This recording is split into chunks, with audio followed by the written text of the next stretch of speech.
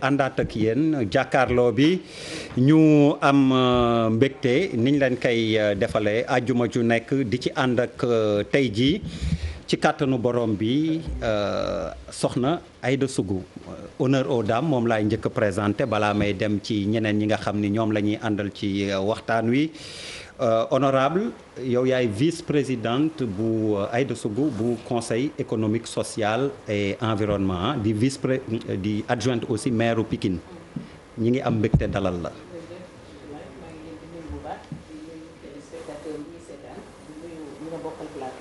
alors Ibrahima Niang keneen ci ku ñuy dalal Ibrahima Niang lay wuyoo jóge bu Mbour. pardon. doo sol sa masque. si dinaa sol sama masque mais dina doy waar de parce que dañ ne bu ñuy wax kenn déggul li ñuy wax léegi kuy wax xanaa nga buuba nga wàccee wax li ngay wax delloowaat donc loolu xam nga yow yaa ngi doog a yegg si à l'instant loolu la ñu xaw a juboo suñu biir balaa ngay yegg si pour ñu mën ñu dégg ku ko ci choisir duñu wax dara allez donc yaa ngi jóge ba Mbour ñu ngi lay nuyu di la dalal ci TFM. maa ngi leen di sant leen gërëm ci invitation bi ma nekk donc membre du conseil d'administration du Forum Civil, donateur départemental de Mbour. donc ñi woo ma ci coowu Ndingler bi donc voilà. kon dévoilé na sujet bi coowu Ndingler. voilà. keneen ku mu feggool moom mi ngi wuyoo Assane Sylla administrateur de société waaye it yaa ngi jiite parti goo xam ni day doog a juddu Assane Sylla ñu ngi lay nuyu. waaw jërëjëf Abdoulaye ñu ngi lay nuyu bu baax di nuyu aussi. mbokk yi ñu fekk ci plateau bi ñëpp di leen ziyaara di kontaan ci invitation bi nga xam ne defal ngeen ñu tey pour ñu mën a waxtaanee loo xamante ne bi njëriñu askan bi la. waaw ñu ngi kontaan bu baax di nuyu aussi suñu mbokk bool yi ndax foofu lañ jógee. di kontaan aussi ci permettre bi ngeen permettre ñuy jóge ci région yi des fois ñuy ñëw di exprimer wu ci télévision nationale. waa Njaareem nga. waaw waa Njaareem la bool 100%. xam naa sa mbokk yi nekk marché Sandaga dinañ kontaan xibaar goo xam ni comme dañuy traité actualité. marché Sandaga may nañ leen ba gannaaw suba wu julli tabaski ñu doog fa jóge dañ ne woon tey 22h jamono ji ñuy àddoo dafa waroon fekk ñu commencé toj. waaye ci information yu mujj ñu déggee ko ci préfet relayé par le ministre de l'intérieur président de la république nee na ñu bàyyi leen ba après tabaski bi donc dinañ ci dikk ci gis-gis benn gis-gis bi d'ailleurs loolu lañ ko consacré woon dinañ ci yegg alors kon coowu Ndingler beeg Sedima moom la ñuy njëkk waxtaane balaa ñuy dem ci deuxième partie boo xam ni Fatou Matar Diop dinañ ci ànd ak moom beneen invité bu ñuy fekk si lay doon alors coowu Ndingler li bëri na lool Assane defe naa boobu moom non Ibou laay dooree yéen janvier bi ngeen ciy wax forum civil bu Mbour di alerter kenn waxagu ci woon coow li nag nee na kur bëri na mais 2012 la door dossier boobu boo ñu doon tënkal rek pour nit ñi jéem ci am une idée précise xam de quoi il s'agit noo ñu koy tënkalee. jërëjëf maa ngi leen di nuyuwaat di nuyu téléspectateurs yi nga xam ne ñu ngi ñuy seetaan. di masawu képp koo xam ne loru la nga ci wàllu suuf rawatina ñi nga xamante ne que ñoom ñooy waa Ndingler ak ñi nga xamante ne que ñoom ñoo jëm Sandiara ba Nguéniène mbir mi mu ngi commencé véritablement en 2010. ci bi nga xamante ne que kooku ñu jàpp ni moom mooy jëwriñu Sedima demoon na gis le maire de Sindia pour mu defal ko délibération ci suuf si diggante boobu. ba bi nga xamante ne que moom mooy 2015 mu nekk ci ay démarches administratives ñu gis ne que ci diggante bi am na ci bàyyi ba ci yàgg moo am ci titre foncier loolu daal di jaaxal askan bu bëree bëri ñi nga xamante ne que ñoom ñooy waa Ndingler bokk fi nga xamante ne que moom mooy département de Mbour mais plus précisément ci commune bi nga xamante ne que moom mooy commune de Ndiaganiao dañu ni Babacar dafa ñëw waxtaan ak ñoom ne leen li ñu bëgg moom mooy véritablement ñu jox ko 80 hectares. ci li nga xamante ne que ci seen suuf la parce que dafa bëgg a def agrobusiness. bon ñu gis ne que Babacar. am na agrobusiness mooy lan. mooy maanaam lu jëm ci wàllu bay comme mbayum dër. waaye daf koy jaay ci réew mi li ci des mu mën cee def ci ay activités am léegi ñoom ñu ne ci bi loolu amee ñëw na fa waxtaan ak ñoom. ba bi muy dem itam mu am koppar yu mu yëkkati jox leen ñooñu am na ñu jàppee koppar yi pour bañ a yegg ci yenn détails yi. waaye waa conseil municipal bu Sindia. dañu ne ñoom li nga xam ne moom lañ ko jox ci wàllu suuf mu ngi toll ci 225 hectares. mu indi ñaari problème juridique parce que am na décret boo xamante ne que am na ci. li nekk ci décret bi ak li nga xamante ne que moom moo nekk ci acte boobu nga xam ne ci la amee bail ak titre foncier bokkul te tey li nga xamante ne que mooy assiette foncière globale bi mu ngi toll ci 300 hectares. mais ci li mu am titre foncier ak bail mu ngi toll ci 225 hectares. kon ci de façon très ramassée loolu mooy li nga xamante ne que moo ko jotale ak askan waa Ndingler mais fi mu ne mbir mi buñ ci waxul dina gën a jéggi dayoo. parce que nekkatul diggante Babacar Ngom ak waa Ndingler. mais fi mu ne mu ngi nekk diggante waa Ndingler ak ñi nga xam ne ñooy waa Jilaax. mu ñaari village yoo xam ne ñëpp askanu séeréer lañu. waa Jilaax bokk ci commune bi nga xamante ne que mooy Sindia ancienne communauté rurale. waa Ndingler bokk ci commune bi nga xam ne mooy commune de Ndiaganiao ancienne communauté rurale. mu frontière wu ak fi nga xam ne moom mooy Sandiara. frontière wu itam ak fi nga xamante ne que moom mooy Ndiaganiao. waaye frontière ak fi nga xam ne mooy Sindia ak Tassette mu nekk coow loo xam ni bu ñu ci demee véritablement dinañ gis ne que danger mu ngi yoot ñi nga xam ne ñoom ñooy population yooyu. yow Assane tamit am na loo ci xam ndax yaa ngi ci doon Assane si la yaa ngi ci am jéego yoo ciy dox. waaw ni mu ko waxee déjà problème bi mooy. 75 hectares yi ne moo jotale. fan la féete. ñan ñoo ko moom ndax waa Jilax ñoo ko moom wala. waa Ndingler ñoo ko moom. waaw jërëjëf Abdoulaye am na solo lool tey ñu daje fii pour waxtaan pour jéem a defar loo xamante ne bi xaj na mun naa ne problématique la boo xam ne xaj na garaaw yóbbu nañ ko niveau boo xam ne sax xaj na mënoon na fa bañ a yegg. parce que on parle de 75 hectares. ak 300 hectares. il faut l'étendre. te je pense que. am na ci wàllum suuf fu mu jóge ci Sénégal naka la départ tuuti pour ñu jéem ci wax tuuti ci genèse pour xam ci dara ku ci nekk xam na ne suuf Sénégal bu njëkk li amoon mooy da ngay bay say maam dañuy ñëw ñu fekk benn zone boo xam ne amul woon dara ñu défricher ko moom ko loolu moo amoon bu njëkk bi ñu ñëwee nag ba 1964 ci la am la loi sur le domaine national. la loi sur le domaine national ci la état wax ne léegi buur moom suuf sépp état moom suuf sépp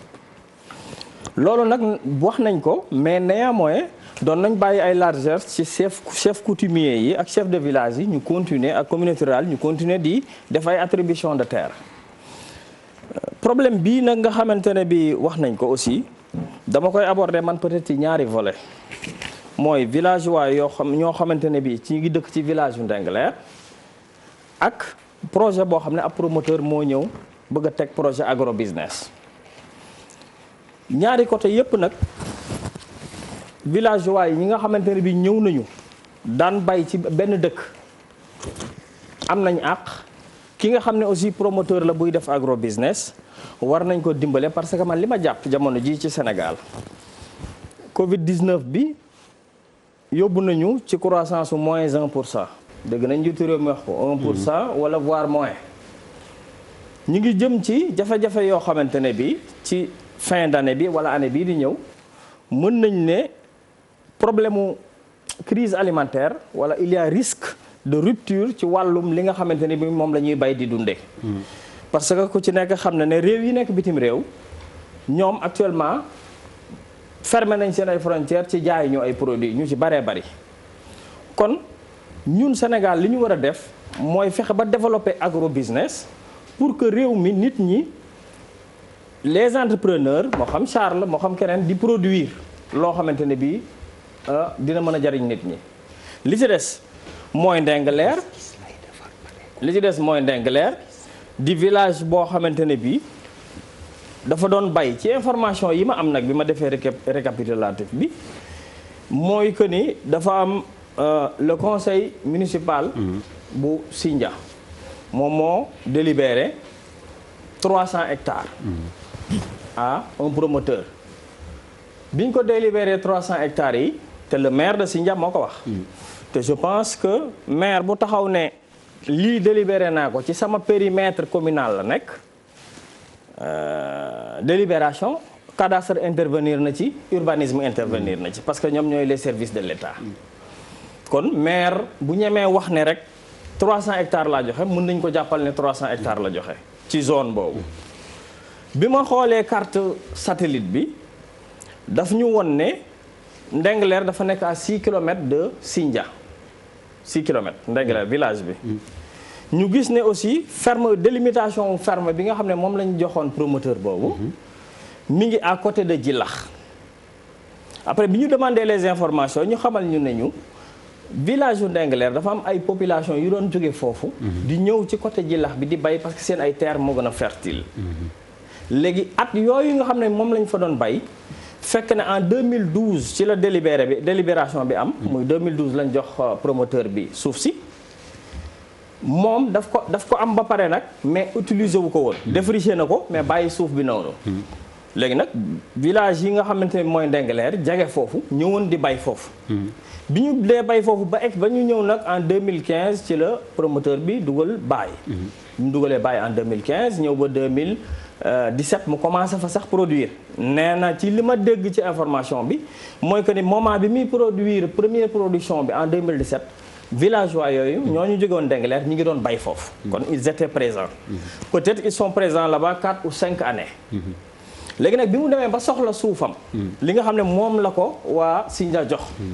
ci la ñëw nag wax leen ne yéen kat dama soxla fii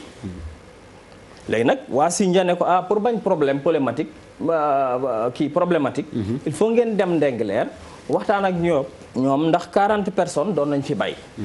40 personnes au moins peut-être matul sax 75 hectares yi léegi nag il paraît que ci la fa dem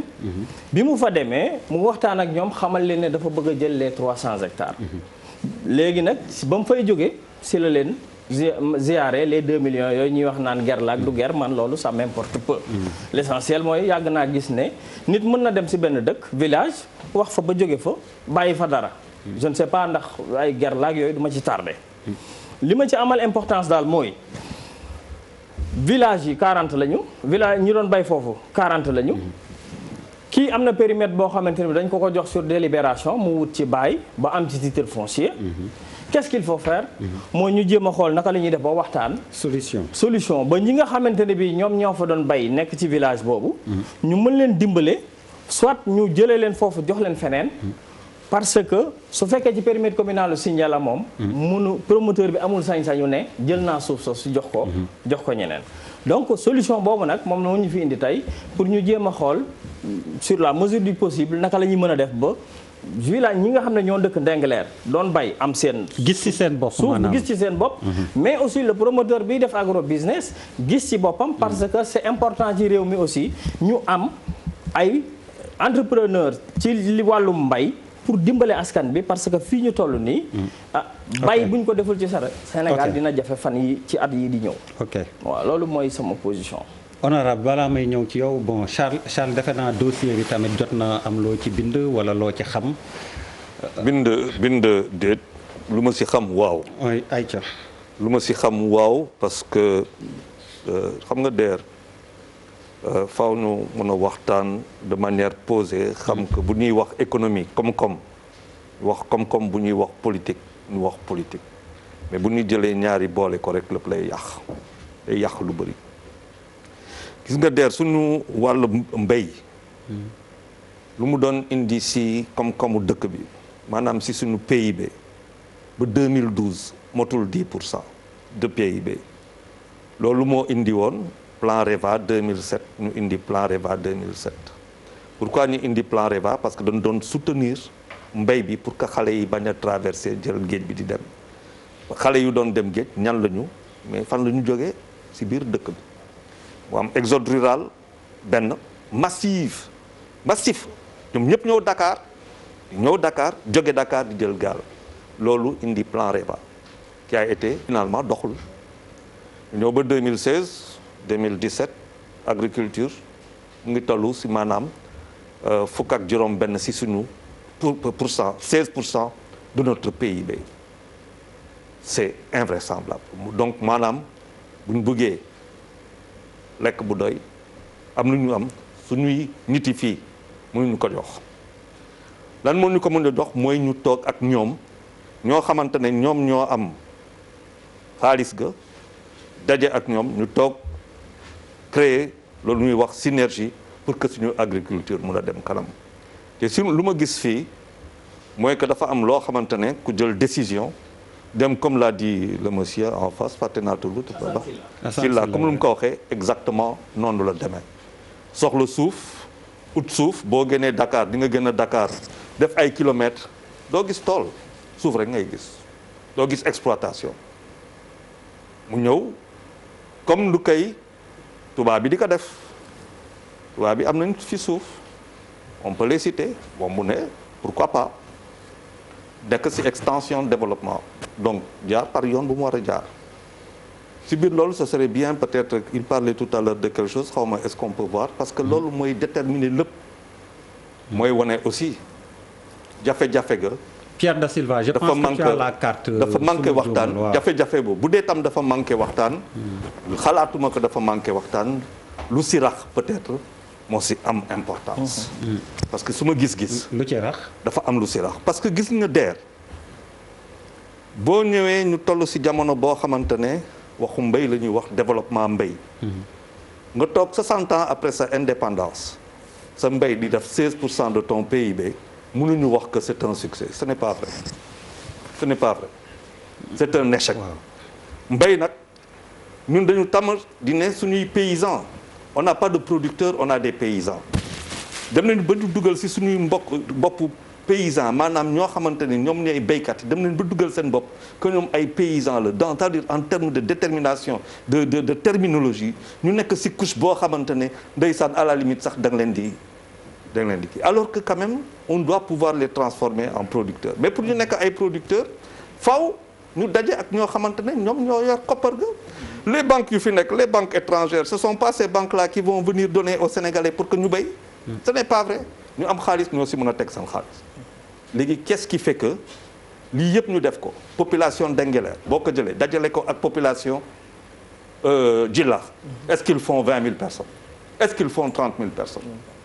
et vous imaginez que c'est à partir de là ngeen toog ñu xoolaat bu baax loolu yëpp bu ñu ko amee ci biir dëkk bi saa yoo xamante ne développement mën nañ fa dem ñu am lii mais duñu mës a dem faaw ñu toog ñu waxtaan te man ci biir affaire bi lan laa ci gis mooy bu dee wàllu économie rek la économie locale maanaam agriculture locale kenn mënu fi génn loo xamante ne mooy ay données ne la lii ak lii lay demee la participation l'impact sur le PIB l'impact sur l'économie doo fa am dara donc da ngay xool wax bi finalement dafa mel na ni xel yi ñoo jaxasoo dafa mel na man ci lu ma jàpp xel yi ñoo jaxasoo te dafa commencé yàgg di am de plus en plus dans notre pays bu dee noonu la ñuy commencé di xalaat lu ñuy doxalee dëkk bi du mus a dem parce que dëkk lu koy yóbbu secteur privé la et c'est le secteur privé moo fiy indi ay exportation yu am maanaa ci exportation production bu am maanaa ngay exporter ci xaalis boobu li ñuy jël di fay ay bourses mais bourses yu ñuy fay kan moo koy jël c'est quels enfants les hôpitaux là on est en train de souffrir xaalis boobu fan lañ koy jël c'est vrai que dafa am ñuy fay seen salaire di cotiser ci impôts yi mais c'est le secteur privé qui est très fort et de ce côté-là nous sommes très faibles et je me rends compte gis nga dama doon xool sànq ba may xool dem naa ma xool le secteur secondaire maanaam industriel mais DER on n'a même pas 60 unités industrielles au Sénégal c'est-à-dire on a que des bon bu ñu gisee fii tubaab bi ne fii ñu kaas mais sénégalais yi bu ñu commencé bëgg a def tolof africain bu ñëwee tam Sénégal bëgg a investir tolof finalement ñu dootul mën dara et moi le constat que je fais vraiment ci biir affaire bi mooy que war nañu mën a toog ak waa Ndingler lu war na yomb parce que bu ma xoolee développement bi fu mu jëm ñoom ñoo ci am bénéfice sénégalais yi itam am fi bénéfice parce que il est grand temps ñu am suñuy doomu dëkk yoo xamante ne ñoom ñoo ñuy dox ñu lekk bu dul ceeb buy jógee ay xawma Thaïlande bu dul orange buy jógee xam ak feneen on a la Casamance on est incapable d'avoir une agriculture comme il faut fépp foo muti dem on a le nord on est incapable d'avoir une agriculture pour la seule et simple le nord tubaab yaa ngi fay béy di ko yóbbu à l'extérieur mais DER boo gisee le nord bi ngay wax man dama la dama voyager gis ay melon Venezuela venant du Sénégal bleu xaw ma bleu xaw ma lan. y en a aussi en Espagne ñi ngi koy def Espagne. Au Venezuela ma toog xool ma ne man je n'ai jamais mangé ces melons là chez moi li parmi les meilleurs melons au monde. dañ koy exporté. mais dëgg la mais oui lu ma lay wax nii. li ñuy béy waalo man toolu tubaab yi gis naa ko duñ ko fi jaay. duñ ko fi jaay boo xoolee carte bi nii boo xoolee carte bi nii nga expliquer carte bi nii mais ça veut tout dire der. ça veut dire que tu as quelqu'un qui quitte bu xoo xamante ne di nga dox lii yëpp nga ñëw fii ne la lii la ñuy def donc affaire yi leer na nañ qu'est-ce qui fait que léegi lan moo indi problème bi dafa am benn bande de terre boo xamante ne bande de terre de 75 waa Jilax ñoo siy jël waa Ndegleer war a ñëw fii dox 6 kilomètres. léegi problème bi mooy tout simplement la bande de terre de 75 hectares. loolu mooy problème ba. du dëgg loolu mooy problème ba maintenant il faut tout simplement ñu jéem a xool comment Ndegleer duñ leen défavoriser si biir affaire bi. te loolu ay waxtaan la. mais bu dee économie pure et dure. maanaam kuy produire ak kuy koo xamante ne suuf si. ñu toog ñu waxtaan si te dara raxu si. mais lu yomb lay doon. parce que mbiru sénégalais bu mu la ko bëggalee tënkal en bon wolof ku bëgg ku la wéttali xaw ma ku koy fanaan. ki ko wéttali. waaw tëjal bunt bi du leen boole voilà en bon wolof c'est ça Papis ziar naa la. bismillah. waaw man ñaari aspect laa ci gis quoi. gannaaw ba ma nuyoo suñu gan yi. ñaari aspect daal laa ci gis benn mooy il faut que ñu éviter coow yu bari na. coow yu bari na mais dafay renforcer waat coow bu mu fa fekk mooy problématique bu foncier rek. bu dul au nord c'est au sud si c'est pas le sud c'est à l'est si c'est pas l'est c'est au centre. c'est-à-dire que dans toutes les zones dans dëkk bi partout. ay contentieux suuf moo fi am quoi li ñu woon carte yi daf lay inspirer benn affaire c'est-à-dire man damay bëgg comme dañoo nekk ci benn tournant bu am solo di waaj a yaakaar génn ci mbas mi war a amaat yeneen paradigme xëy na ci wàllu gestion ci wàllu appréciation ci lépp loo xalaat ci defaraat dëkk bi ak dund bi je souhaite man du fond du cœur parce que problème bi réellement mënoo ko xam parce que leeragul mais ce qui est constant c'est que am nañu juridiction yu compétente yu war a mën a régler lii. c'est que mënul am ay vide juridique c'est pas possible on est tellement structuré que lii war nañ ko mën a régler ñu tranché ko et man damay souhaiter yu mel nii boo amatee nañ dem jusqu'au bout ñu bàyyi maslaa bi parce que maslaa bi day créer ce qu'on appelle li may woowee déplacer un problème. dañ koy déplacer comme ay affaire de communauté la. Dans un avenir très proche ou pas lointain tu peux retomber encore sur le même problème. donc nañ ko régler mu de façon très claire.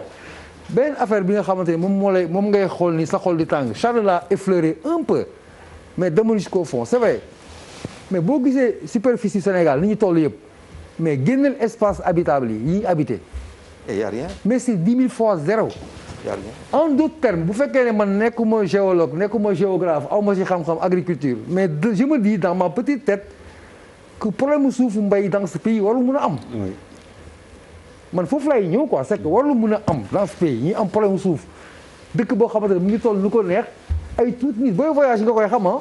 booy rombee benn village yu 1 kilomètre la après tu refais encore 9 kilomètres tu vois même pas une personne ay nag ngay gis c'est partout dans ce pays c'est comme ça mais pourquoi on en arrive à cette situation. boo jëlee à titre comparatif nga isolé wu dem tu prends un pays comme Israël tu vas en Chine tu vas dans l'Asie mais ils ont des problèmes de plaine ñoom problème suuf la ñu am ils sont dans les montagnes ils sont en train d'exploiter des montagnes à défaut d'avoir des plaines disponibles or nous avons des plaines et nous sommes en quelle période je veux dire par là moi ce problème en fait ça m'intéresse parce que il est sénégalais mais nañ ko tranché mu defar ñu beneen déclic boo xamante ne on va avoir une nouvelle vision autosuffisance alimentaire nekkatul ay lu ñuy négocier c'est une obligation pour le monde du nekkatul avant tu pouvais opter oui je veux faire autosuffisance en riz autosuffisance en X mais léegi ce n'est même plus autosuffisance on dit autonomie. Maintenant c'est l'autonomie moo nekk en vogue da ngay autonome sur le plan de la santé feeñ na économiquement n'en parlons pas parce que c'est lié quand la santé bégaye l'économie tousse et inversement donc man daal c'est un souhait que j'ai que mu nekk un déclic un bon prétexte pour ce pays ñu jóge ci ay problème foncier réforme foncière ak histoire chaque jour il y a quelques jours ñu ngi génn si Ouakam bi fii nii littoral bi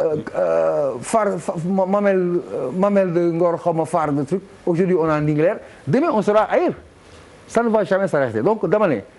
problème bi bu ñu ko yër nañ ko tranché kii nañ ko tranché juridiquement ku nekk xam fan nga toll ak lan nga moom li ci des on avance. mais Papis entre juridiquement ni ngay wax ak. c'est mon avis c'est waaw je sais. parce que xam na lay bañ xam na lay bañ. ñu déplacer problème bi ñëpp ñabal ko. neexalante. dépasser ko au bout d'un certain temps le problème se repose encore. man foofu lay xalaatee quoi parce que c'est récurrent. Der Sénégal ngay gis ay dossiers ay 15 ans tribunal foncier. ay 12 ans 13 ans. moo fi am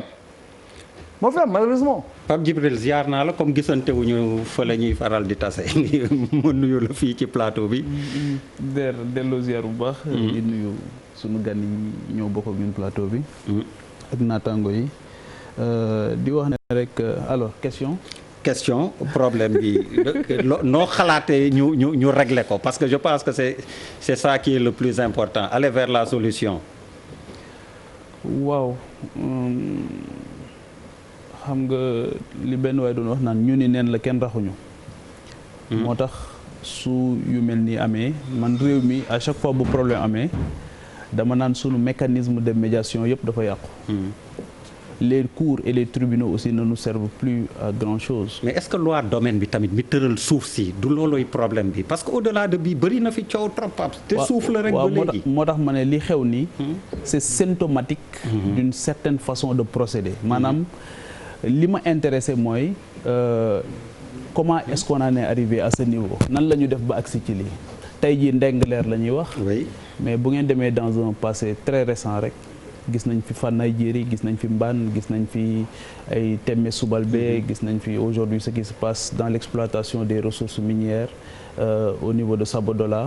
ak yeneen yoo xamante ni jamono bu nekk gis nga ay jogoog yooyu yëpp question suuf dafay posé wu. dans le cas précis bi les instances habilitées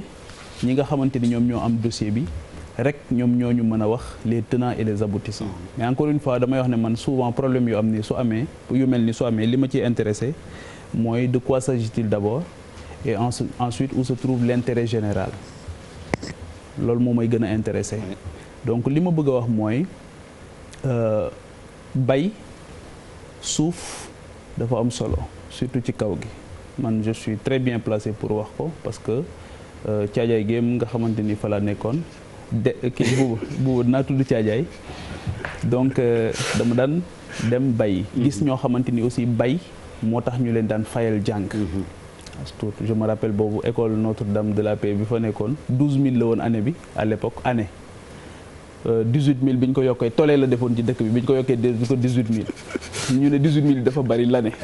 te loolu la nit ñi daan baykat yi doomu baykat yi ñoo fi daan jël di ko di fa kii nga xamante ni même bu fekkee ne privé catholique la woon mais dafa amoon benn connotation sociale bu am solo boo xamante ni dañ daan gunge xale yi pour ñu jàng te ñooñu ci mbay lañ yaakaaroon parce que ay doomu baykat ñoo fa nekkoon donc suuf c'est extrêmement important les populations autochtones il faut que ñu leen di bàyyi xel bu baax a baax ci lu mu mën di nekk te li tax souvent problème di am ba yu mel nii di am dafay poser waat beneen débat mooy kan mooy délibérer finalement c'est les conseils municipaux soo jëlee le capital humain bi nekk au niveau des conseils municipaux souvent dafay des trop pour ñu maîtriser les enjeux souvent aussi dafay des trop pour ñu amal débat yi ñu war a am sur les enjeux futurs parce que lu ci bari dafay impliquer les générations futures li ma bëgg a wax je touche à la décentralisation je touche au capital humain bi nga xamante ni moom la ñu am au niveau des conseils municipaux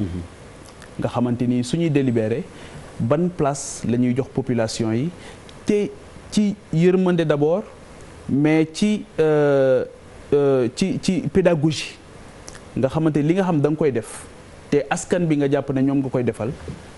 nan nga ci war a waxtaanee ñoom nan nga leen mën a dugalee ci processus bi mu posé waat beneen débat nag wax naa conseils municipaux yi ça pose problème composition bi ci capital humain bi nga xamante ni moo fa nekk mais mu posé beneen problème ci suuf mooy le mode de désignation des conseils municipaux ci mode électoral bi nga xamante ni ci lañ leen di fale tey jii boo demee ci dëkk nga waxtaan ak nit ñi nga def micro trottoir ne leen ci conseil municipal bi kan moo yor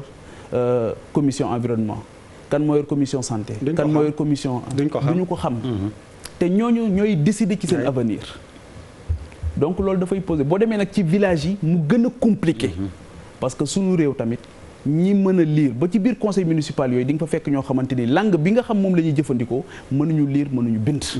donc la question de la décentralisation dafay dellu siwaat ci question bi nga xamante ni moom mooy la question foncière leneen li aussi mooy Charles wax na ko léegi par rapport à l'agriculture ban type d'agriculture la ñu bëgg c'est l'un des enseignements du coronavirus et que dans ces débats-là il faut éviter d'être pour ou contre anti wala pour nangam ak nangam il faut éviter le mercenariat dans ces genres de dossiers-là il faut que ñi ciy wax yëpp wax ci li seen xaqullahi taala ak bëgg rek jàmm am bañ cee wut Sénégal li ko xaw a yàq mooy lu ma ciy am loolu moo ko yàq lu ma ciy am donc quand les gens prennent la parole en public nañu wax pour l'intérêt supérieur des populations l'intérêt supérieur de la nation Babacar Ngom tey mais on va pas réduire son parcours à l'affaire de Ndingler jël Babacar Ngom tey réduire tout son parcours à l'affaire de Ndingler moi je vais pas le faire il a eu un parcours il fait travailler aujourd'hui beaucoup de Sénégalais ñu bari ñoo ngi ciy gis seen bopp tey donc qu'est-ce qu'on gagne aujourd'hui à casser par Babacar Ngom absolument rien du tout mais su dossier taxawee à chaque fois nañu trancher dëgg ñu trancher teg ko ci yoon ba nga xamante ni kenn du ci gaañu et dans cette affaire là nañ la ñuy def ba kenn du ci gaañu mooy ñu tenir en compte la requête des autochtones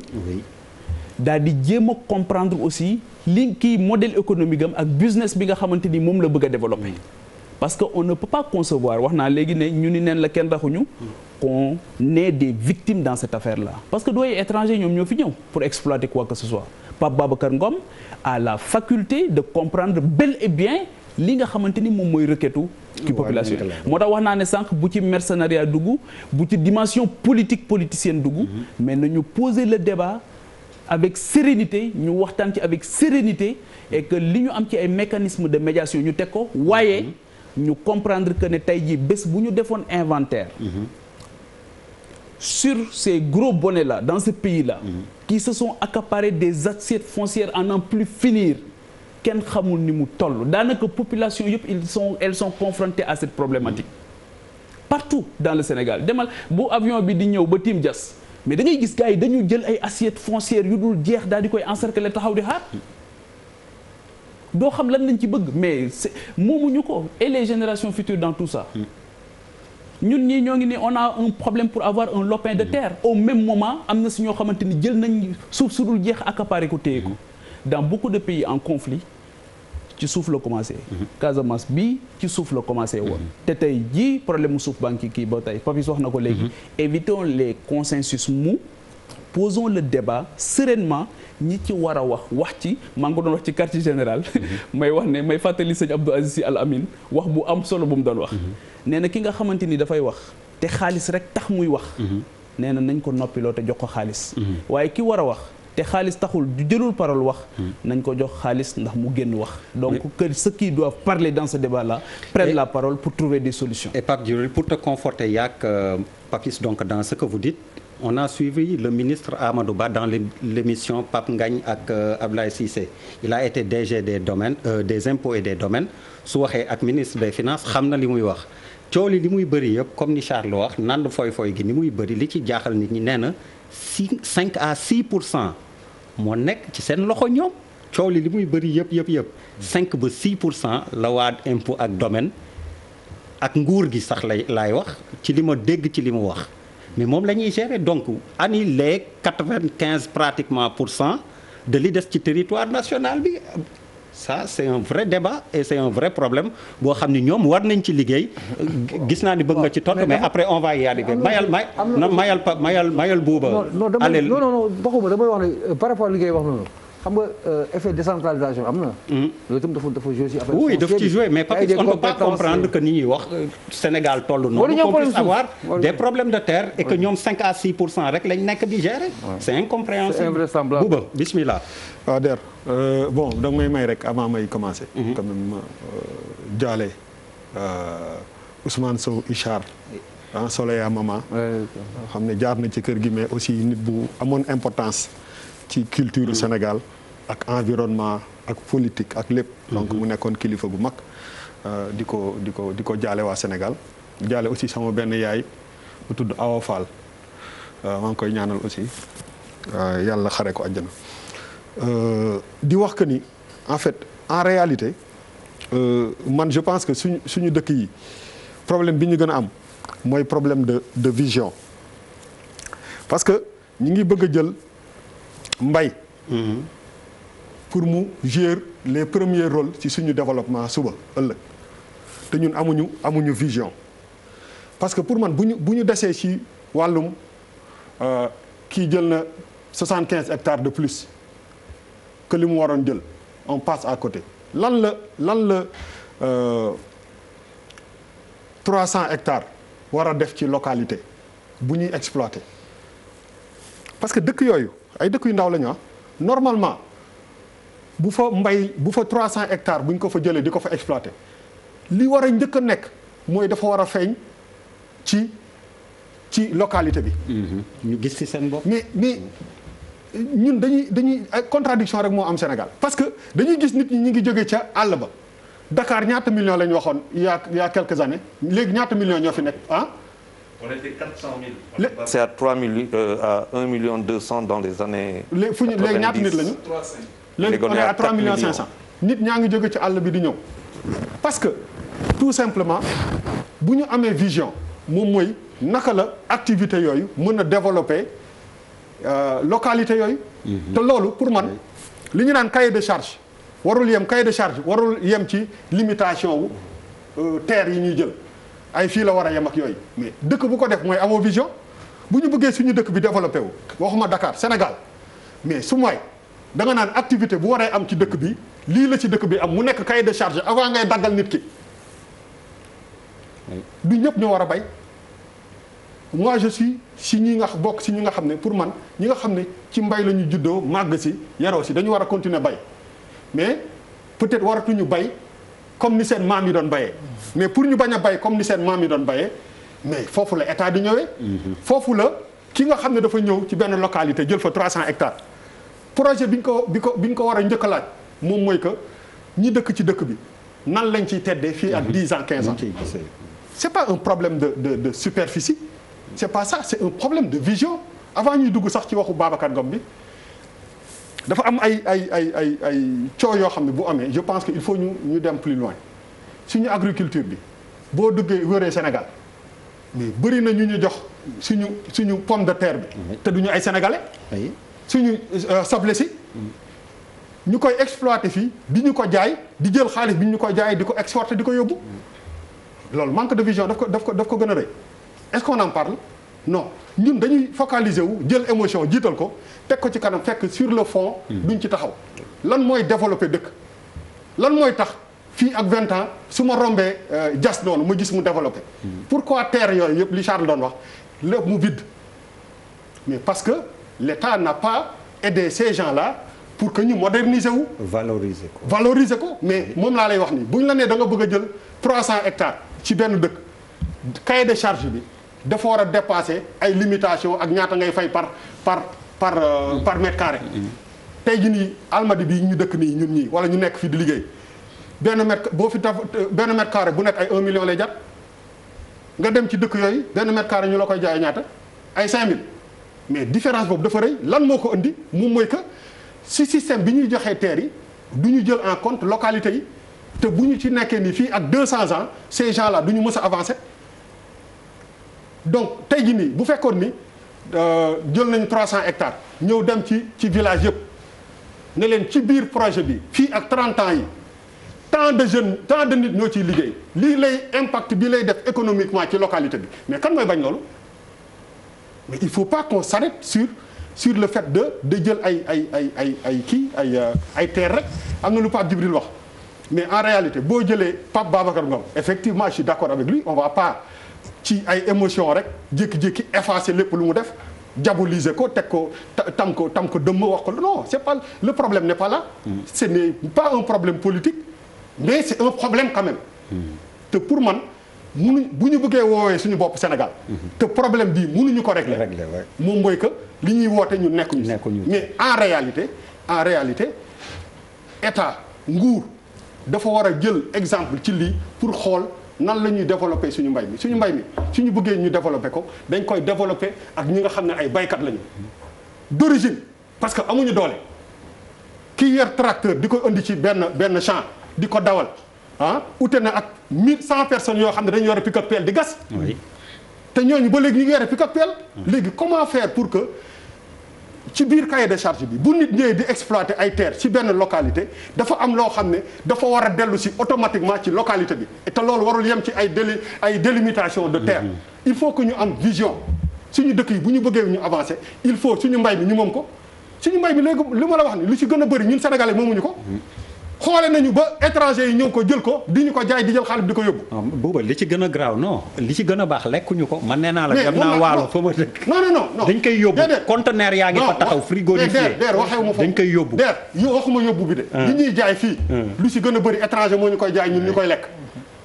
donc aujourd'hui quelqu'un comme Pape Babacar Ngom bu bëggee dugg ci loolu dañ ko war a jàppale mais moom balaa muy dugg ci dara war na am benn projet de développement des localités yi nga xam ne foofu lay exploiter terre yi loolu lay waxi dëgg et je pense que wax fa dëgg yàlla coow li yëpp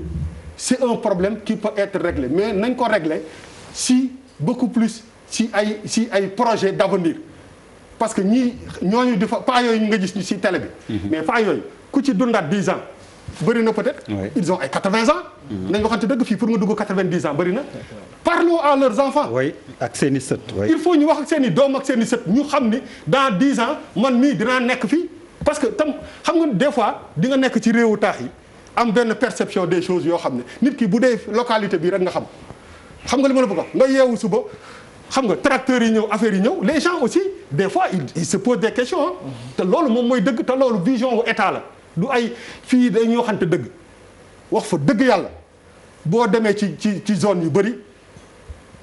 ay politiciens ñoo fa nekk ay maire ak ay truc di dóor non di dóorkat yi ñoo ci gën a bëri ci mbirum suuf si boo génnoon barke Seydina Limaamu boo génnoon listu ñi nga xam ne am nañu ay terre te duñu ay baykat te waruñoo bay nga yéemu ci yàlla mais pourquoi on n'en profite pas pour vraiment def diagnostic gu loolu suñu terre yi fu ñu nekk lan lañ ci exploité lan mooy projet lan la ci Sénégal yi gagné lan la ci localité yooyu gagné ba nga xam ne dina permettre seen jeunes yi exode rural boobu ñuy wax mu arrêté jël gaal gi di dem mu arrêté mais parce que tubaab yi léegi ñooy ñëw fii am seen ay projet seen ay ONG ñëw di ñu inciter pour que ñu téye suñu doom yi fii alors que nous même on ne développe pas de projet yoo xam ne day téye suñu doom yi bu ñu ko arrêté ci ay 75 hectares pour man c'est benn manque de vision bu rëy la nañu leen ci taxaw ñu ne maintenant bu ñu bëggee exploiter suñu ndengaleer xaw ma nu mu tudd. beneen dëkk jilax wala jilax boo fa bëggee exploiter il faut que dëkk ba si seen bopp ñu xam ne dans 10 ans am na ay perspectives am na ay projets yoo xam ne dina suuxat dëkk bi dina fa indi ndox dina fa indi courant dina fa indi école dina fa indi hôpital dina tax ndaw yi liggéey loolu moom mooy vision waaye toog fi di xëccoo ay 75 ke ñu régler ko après le fond ne change jamais mais amul njëriñ. waaw balaa may ñëw ci yow xam naa bëgg nga wax ñu may malal tour de table bi mët ak honorable mais man damay ñaan yàlla cat bañ mu dugg parce que fan yi li may sañse tu as parfaitement raison yàlla bu la cat dugg mais dafa am assorti masque bi ak man dama am benn question moom bëgg laaj ko ci kan la ñu nattee sa yére bi kii sëñ Abdou Karim moo ma ko may ma rus koo wàññi non doo ma jox forog bi après kii de siyaar texe la sëñ bi nañu yónnee waay siyaar texe jaajëf non malal nag mooy dóorkat bi waaw mais man balaa may dugg ci loolu sànq wax naa ko der aujourd'hui on a failli frôler une mutinerie dans les prisons te loolu problème bu grave la parce que prisonniers yi dañu estimer ni couvre-feu dañ na et depuis Covid bi dañu tere nit ñi dañu tere les visites te visite bu visite amul y a pas les plats que l'on appelle en ville plats yi jóge ci kër yi moo tudd en ville plats yooyu dafay dimbali gars yi parce que li gars yi di dundee ci biir prison bi c'est très compliqué en termes même de qualité donc et que am na ay cas de Covid effectivement à la prison de Thiès donc la tension monte te mën na indi mutinerie parce que tey au niveau du camp pénal gars yi dañ génn cour ñu leen di wax nañ dugg ils ont refusé après administration pénitentiaire woowi ay renfort les gars ont été tabassés mën na jur ay situation mën na dégénérer donc problème boobu je pense que dañ ci war a taxaw de manière systématique parce que problème bu grave mais donc pour ñëw effectivement ci problème mu suuf si man d'abord damay wax ni bu yii yu mel ni amee même sur le plateau il faut parce que c'est très sérieux il faut convoquer les véritables acteurs pour man dans cette affaire le forum civil c'est vrai def na alerte depuis longtemps mais du acteur c'est le comité ñoom Diomaye Faye la on doit les appeler ñu toog pour man je n'ai rien contre monsieur Assane Sylla mais pour man fii Babacar Ngom bu Sedima moo war a toog jàkkaarloog Diomaye Faye wala quelqu'un du comité pour ñu def face à face que le problème soit posé de la manière la plus sérieuse loolu moom mooy dëgg ñu wax ko mu jeex comme ça on entend des acteurs parce que forum civil alerte lay def comme Y'en a marre comme FRAPP et cetera ne lii mu ngi waaj a xew jóg leen ci bu ñu ne boulangerie bi am na problème c'est pas Charles Faye qui doit parler c'est le boulanger qui est une victime moo war a toog wax pour man noonu la situation bi war a demee sama gis-gis la mais bu ñu delloo tuuti ci ginnaaw wax nga ko Fanaye à Podor il y a eu des morts à Mbambilor Malick Ba est mort ailleurs des gens sont morts mais un problème bu ñu koy régler dañ koy régler de la manière la plus sincère poser ko de la manière la plus sincère c'est-à-dire te ñun ñëpp ça nous concerne ñun ñii di wax fii ci table bi il arrive que suuf ñu jox ko ñenn ñi ci dëkk bi te duñ ci ñemee wax am na suuf ñu koy jox fii ci dëkk bi am na il y a des communautés religieuses bu ñu leen joxee suuf niñ ciy waxee nii ci Babacar Ngom ñun duñ ko ci waxe c'est pas de la sincérité un problème on le pose et on le dit et on le crie à haute voix comme ni nga wax ñu régler ko parce que tey par rapport au prolongement de la VDN il y a une communauté religieuse bu ñu jox 25 hectares quelque part il y a eu récemment 9 hectares qu'on a donné à un guide religieux te booy dégg kan la ñuy jox suuf borom tur nañ jox Ali Faye parce que borom daraja la nga jox nangam parce que borom daraja la et puis des hectares duñ ci def dara dañ koy clôturer rek teg ko noonu comme li ngeen wax et dans cette histoire on ne défend personne dans cette histoire Babacar Ngom pour man le problème c'est ici entre légitimité ak légalité légitimité mooy askan wi moom wi dëkk foofu dafa am droit ci suuf si war ci bay war ci dund war ci gis boppam mais Babacar tamit tëbul rek dem ñu jox ko suuf il a dû dépenser de l'argent dafa yor ay këyit parce que le problème qui se pose ici c'est un problème de délimitation parce que jusque-là la préfecture ni la mairie sont incapables de nous dire fan la Djilakh yem c'est pas sérieux bu fekkee ci état lañ nekk war nañ ñu wax fii la Djilakh yem man par exemple xawma fan la Guédiawaye yem des fois ñu ne ma Guédiawaye mu ngi commencé Kaas ba la commencé ñu ne ma mu ngi jeexee Waruwaay des fois waa Guédiawaye ak waa Waruwaay ñun xamuñu fan mooy frontière u Yëmbal ak Guédiawaye on ne le sait pas c'est presque toutes les communes waa 1 ba 6 dañ leen wax Guédiawaye lañ bokk ñu ne ñoom noo bokk ñu Guédiawaye ils sont des Parcelles Assainies ils se réclament des Parcelles Assainies c'est un problème c'est-à-dire le problème dans ce pays il est politique qu'est-ce qu'on doit faire c'est-à-dire les politiques on doit faire dañu war a jàkkaarloog politique yi quand même ñu bàyyi di ñu fontoo parce que dañ leen jox suñu baat dénk leen suñu suuf voilà balaa ngay continuer tu poses un vrai problème directeur bu agence nationale aménagement territoire lui il doit être capable de nous dire fu mu situé comme dit Malal Pierre cherche-moi le numéro appel la. mais c'est-à-dire war nañu wax c'est-à-dire fan buñ ñu waxoon fan la Djilakh yem le problème est réglé. bu fekkee 75 hectares bi dafa ëpp. ñu ne kon Babacar yaa ngi dugg ci suufu waa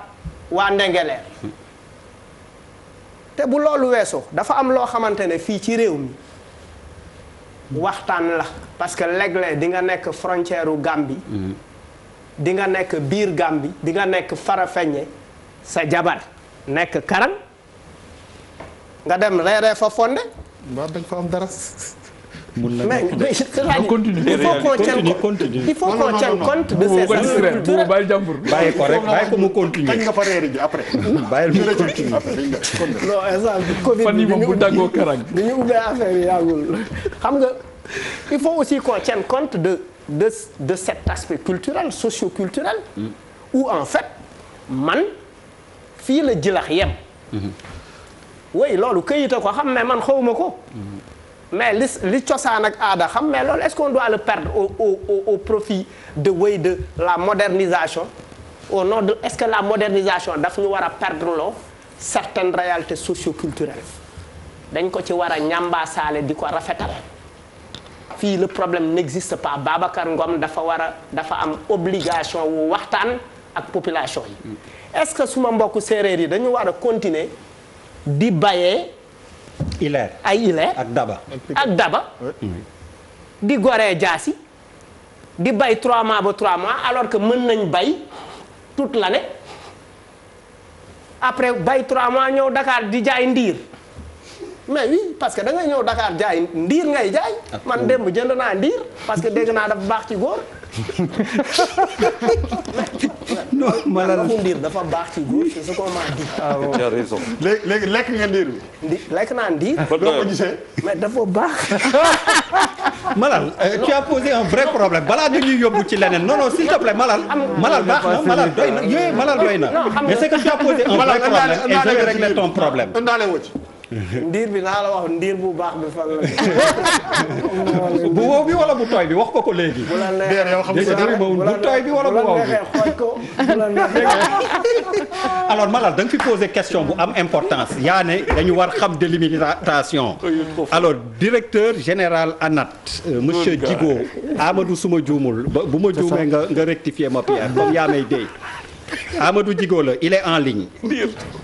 defe naa ni ñuy wax tungu ne du teew ñuy naataal Malal yaa fi laajte li fi ëpp solo defe naa alors monsieur Djigo ni ngi lay nuyu. waaw maa ngi leen di fay Mamadou laa tudd. Mamadou voilà man dañ ma déy tur bi Amadou lañ ma wax maa ngi jégalu.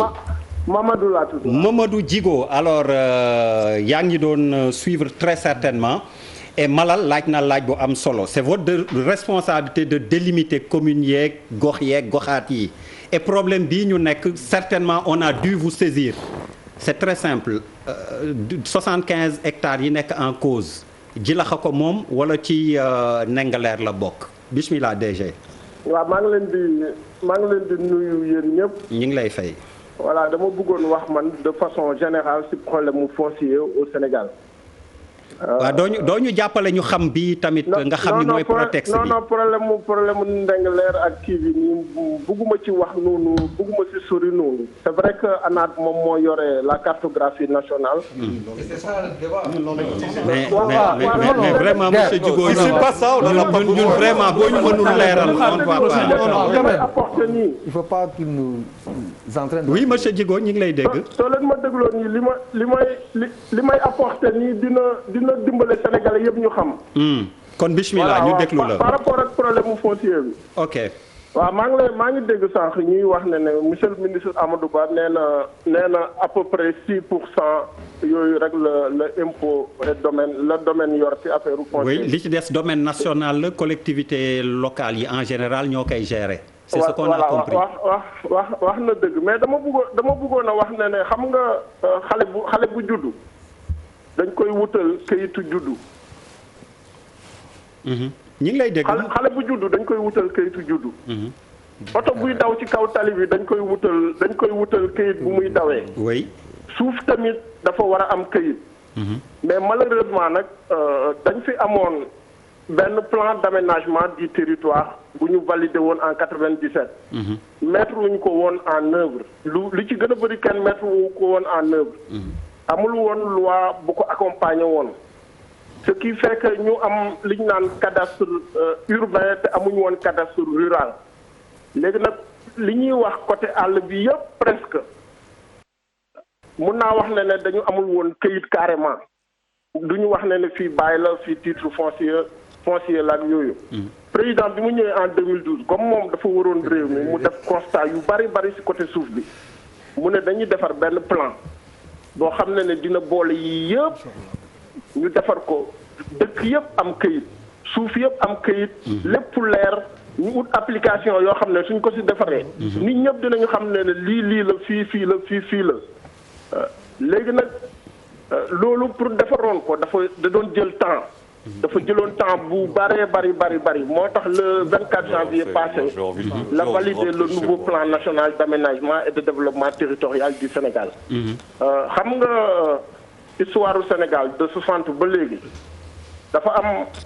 partie yu bari que muy côté suuf bi muy côté nu ñuy doxalee suñu yeneen activités yeeg yëpp daf ci am benn côté rudimentaire benn côté traditionnel bu ci am doole même ba ci commerce yeeg yi ñuy def yooyu yëpp moom moo tax que ne lépp lu ñu bëgg defar rek day am coow suñ heure bu ñu bëgg moderniser nit ñi am coow te des fois nag am na ay politique yoo xam ne des fois dañuy bañ coow lu bëri ñu arrêté tuuti ñenn ñi reculer et tout ça léegi ce qui est en train de se faire mooy que président dafa wax ne nañu defar un cadastre universel. cadastre universel. nañu immatriculer suufu Sénégal yëpp. ñu def ce qu'on appelle les grandes affectations les plans d'occupation des sols. fi nga xam ne mais Charles s'il veut faire Charles il y a un programme bu ko bëggee def IP il ne serait-ce que par courtoisie. mais il y a des Charles s'il vous plaît. mais il y a des questions fondamentales. on a 552 jaari ndaari tenka déglu non attends non parce que il y a le temps qu'on gère aussi il y a 552 communes est-ce qu'elles sont délimitées oui ou non. final. mais li mu la wax kañ dégg nga mais li nga Charles dans son discours xanaa dégloo ko li mu la wax kañ leer na c'est pas du tout délimité. mais alors xaw ma répertorier c'est ce qu'ils sont en train de faire justement c'est à l'état de projet mais donc si on n'écoute pas Charles duñu xam li muy wax. non Der tu peux quand même nous faire. xam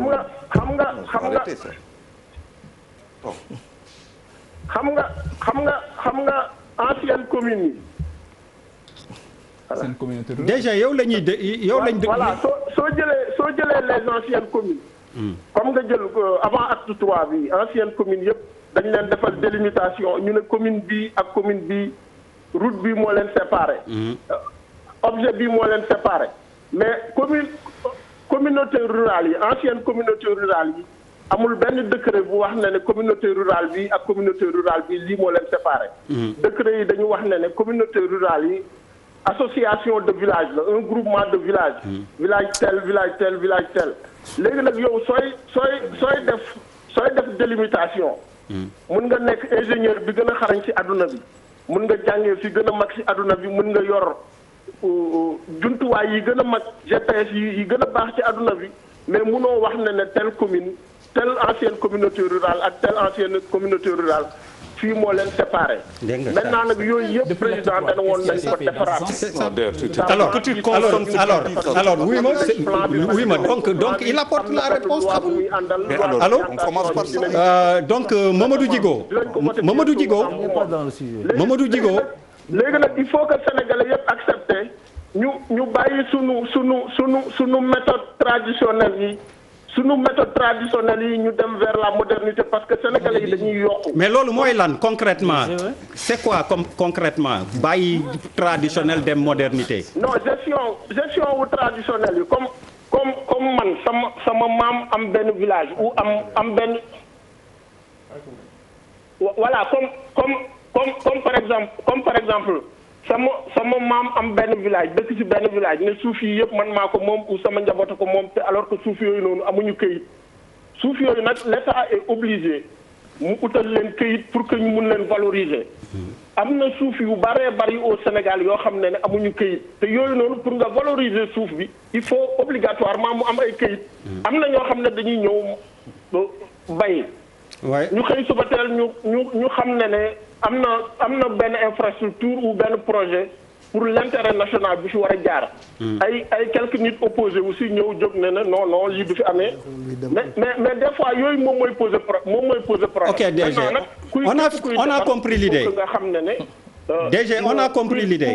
kuy dafa. ma ne ko on a compris l'idée merci beaucoup même s'il n'a pas répondu directement indirectement. c'est-à-dire qu'il faut aussi mu wax depuis l'acte 3. Qu'est-ce qui a été fait dans ce sens? Ils sont payés pour ça. mais déggoo nee na la ci projet lañ nekk les deux données yu gën a am solo dans les communes. oui honorable may ma woy ñu bismillah Ibou Niang waaw Ibrahima Niang. maa ngi jégalu. très rapidement waaw non attendez c'est-à-dire que sànq dama doon nuyoo. cette fois-ci nag il faut me développer. c'est-à-dire que non si xam nga lu tax c'est-à-dire que Malal dafa am sànq benn suggestion bu mu def. que tel moo fi waroon a toog wala tel. c'est-à-dire que dans ce dossier là. suñ ci xamul woon dara duñu ko wax. parce que dafa am loo xamante ne que honnêteté intellectuelle daf ñu koy interdire. muy benn. deuxièmement en ma qualité de coordonnateur départemental du forum civil. village yu Ndingler dama fa dem N fois. sëñ bii toog si la démb bokk nañ émission. boo xamante ne que toogul mais woote na. ci émission bi. j'ai beaucoup de respect pour Babacar Ngom. parce que capitaine d'industrie la au niveau du Sénégal. wax ci nekkul foofu. nekkul ci. dañu jox Babacar waruñu ko jox ak yooyu c'est-à-dire que bu ñuy jox ay étrangers ñoo xamante ne que duñu ay sénégalais duñu jox ay africains waxuma la koo xamante ne que doomu Sénégal la mais mbir mi coow suuf du rek Sénégal sànq sëñ bi Fall doon na ci expliquer c'est partout dans le monde. lu bari loo xamante ne que mu ngi ñoree fii daanaka duñu ko lekk dañ ko jël exporter ko mais kon ngalla nañu dimbali ñi nga xamante ne que ay nationaux lañ ay sénégalais lañ parce que loolu la ñuy wax ci li nga xam ne mooy plan Sénégal émergent. beneen bi mooy. ci li nga xamante ne que mooy suñu politique de décentralisation. acte 3 bi mu ñëwee. en 2013 le président dafa ñëw joxe sa vision. créer des territoires viables compétitifs et porteurs de développement durable à l'horizon 2022. Nous sommes en 2020 il reste 2 ans. un président élu en 2012 qui donne sa vision en 2013 application en 2014 avec les élections locales le 29 juin. beneen bi mooy tey amul benn dëkk boo xam ne am na limitam amul. et je défie quiconque. li may wax lu ma xam lu leer la parce que nous sommes des acteurs de la décentralisation. limite ak recensement. attendez du ma yem foofu sur les 557 collectivités territoriales 369 sama tànk tegu na fa. 369. te li may wax ci antenne laa koy waxee beaucoup de collectivités locales ou territoriales man maa leen di former sur la décentralisation ou bien sur le foncier. c'est-à-dire que le dossier de Ndingler suñu ci xamul woon dara duñu ko wax. te li ñu ciy wax du am benn parti pris. beneen bi mooy. il n'y a aucun enjeu politique dans ce dossier. il n'y a que des enjeux économiques. enjeux yi du politique. maanaam laalewul dara ak politique. li ci ne ci wàllu koom la ne économie. ci wàllu finance la ne mais ci wàllu société la nekk également parce que dafa lëkkale ay doomu séeréer yoo xamante ne que ñu ngi ci zone bi. beneen bi mooy tey bu fekkente ne que dem nañu ba nga xamante ne que ñu ngi wax ci dossier bi xam nga li ngeen ci xamul ma wax leen ko démb. le ministre a convoqué une rencontre. le ministre Karim Fofana. boo xamante ne que acteurs yi ñu nga fa woon waa Ndingler ñu nga fa woon monsieur Ngom Sedima mu nga fa woon am na ñeneen ñoo xam ne ay médiateurs lañu. du ma tudd seen tur ñu nga fa woon dossier bi képp ku ñëw di ci dox jàmm da nga ñu ci fekk ñun forum civil. on n'a pas été conviés dans ce dossier mais li am solo mooy jàmm ñëw ci mbir mi mais man jàpp naa ni képp koo xam ne yaa ngi ciy dox jàmm. ñaar ñi mënoo leen a tëb. muy le maire de Ndiaganiao ak di le maire de Sindia. parce que ku ci ne yow yaay jëwriñ ci fi nga xamante ne que moom mooy sa commune. beneen bi mooy dossier bi li nga xamante ne que moom moo ci nekk lépp waxuñu ko xam nga loi sur le domaine national la loi 64-46 du 17 juin 1964. dafa ne les populations n'ont qu'un droit d'usage. jariñu kese moom lañ ci am. 95% des terres au niveau du Sénégal font partie de ce domaine national. Exactement. mais ñun ñëpp jàng nañu primaire la superficie du Sénégal 196 000 nangam sangam kilomètres carrés matatu ko depuis belle lurette. tey boo duggee ci domaine national 4 zones lañ la ci jox zone classée zone pionnière zone de terroir ak zone urbaine. acte 3 ñëw indi communalisation intégrale ou universelle mais tey kon communauté rurale 378 communautés rurales yi nga xam ne ñoo amoon lépp ay communes lañu. mais tey bu acte 3 ñëwee ba pare joxe sax définition de la commune. la commune est constituée d'un ensemble de villages et ou de quartiers. commune bu ñu ko daan wax ci quartier kenn du wax village tey boo waxee village yooyu ñu nekk ci benn commune boo xam ne communauté rurale la woon développement harmonieux dafay taxaw mais dans ce dossier le cas d'espèce vous savez c'est quoi 300 hectares yooyu nga xam ne moom la ñu joxe. te ñu ne droit d'usage kese moom lañ ci am. ki ñu ko jox. xam nga délibération. en principe c'est pour une durée indéterminée. mais bu ñu la ko joxee c'est pour nga exploiter. oui même bu ñu la joxee à usage d'habitation bu fekkee toog nga 2 ans yoo ci deful dara. c'est un motif de désaffectation. exactement bu fekkee jox nañ la à vocation industrielle ou commerciale nga toog 4 ans yoo xam ne defoo ci dara c'est un motif de désaffectation. bu ñu la joxee également nga def détournement d'objectif maanaam nga ne woon dama fii bay. bayoo fa nga di fa yar ay ginaar wala ay xar c'est un motif également de désaffectation parce que loolu la ñuy wax détournement d'objectif mais mbir mi li ci nekk xam nga lan la gis nga baykat yi nga xam ne ñoo ne ci kaw gi depuis 1960 ba ñu amee indépendance ak avant suñu économie mu ngi reposer sur l'agriculture baykat bi 3 weer la am ci fukki weer ak ñaar di ci bay pour dundee mais du bay pour dundee mais day bay pour dundal également askan mais kooku bu fekkee dem na ba nga xamante ne que tey suuf si mu daan bayee ñëw na mu mel ne que am na menace bu ci am mais ça pose problème beneen bi mooy suuf soosu nga xamante ne que moo indi litige bi yëpp xam nga dañ ne ça fait partie du domaine national. mais dafa am aussi lu ñu naan le droit coutumier. droit coutumier man créé moo ko ñun ñëpp fii lañ ko fekk. te bu ñu nee droit coutumier rek ça veut dire que moomeel dafay am sañ-sañ dafay am mu nekk ñaari extrémité le droit coutumier d'une part et le droit positif. d'un autre côté mooy la loi sur le domaine national mais loi sur le domaine national boobu tey bu ñu koy xool dafa protéger ñëpp parce que dañ ne le domaine national appartient à toute la nation mais si on revient dans le cas d'espèce ku ñu jox bëgguma sax ñu koy personnaliser parce que j'ai énormément de respect pour ce monsieur mais ku ñu jox pour yow ci sa bopp nga exploiter nga dem ba après nga wutal ko bàyyi ñu ni déet na waaye nga wutal ko titre foncier mais le titre foncier il est irrévocable kenn mënatu ci ñëw ça veut dire que day ñëw nekk loo xamante ne que sa patrimoine la waaw te du rek moom bokk suuf yu bari ci Sénégal mu ngi fi yoo xamante ne que nit ñi dañu ci dem am ci titre foncier mu nekk seen patrimoine mais au même moment baykat bi nga xamante ne que moo nekkoon di entretenir la terre lan la ciy gagné lan moo ci doon place am je suis très d'accord qu'on est au 21e siècle et que war nañu jógee ci paysanat pour am maintenant des agriculteurs mais comment ak accompagnement bi chaque année nga dégg coow ci wàllu semence ci wàllu intrant ci wàllu matériel agricole mais ba kañ baykat yooyu ñen ñoo leen di waxal naka la ñuy def véritablement ba am li nga xamante ne que moom mooy ay territoire viable compétitif aucun territoire n'est viable aucun territoire n'est compétitif non je vais vous poser benn question la lay laaj kii yaa ngi wax lu doxul lan nga def pour que suñu agriculture dox pour que ñu bañ a wax ji kan lu mu def yow je veux dire je comprends bien cette démarche c'est clair ñu ngi dans la revendication ça fait 60 ans que suñu agriculture da nga ne sànq daf ñuy dundal non suñu agriculture dundalul sénégalais yi suñu ceeb bitim réew lay jógee suñuy soble bitim réew lay jógee suñuy pomme de terre bitim réew lay jógee ce n'est que depuis quelques années que des gens commencent à faire des choses ici léegi bàyyil ma toog non c'est waaw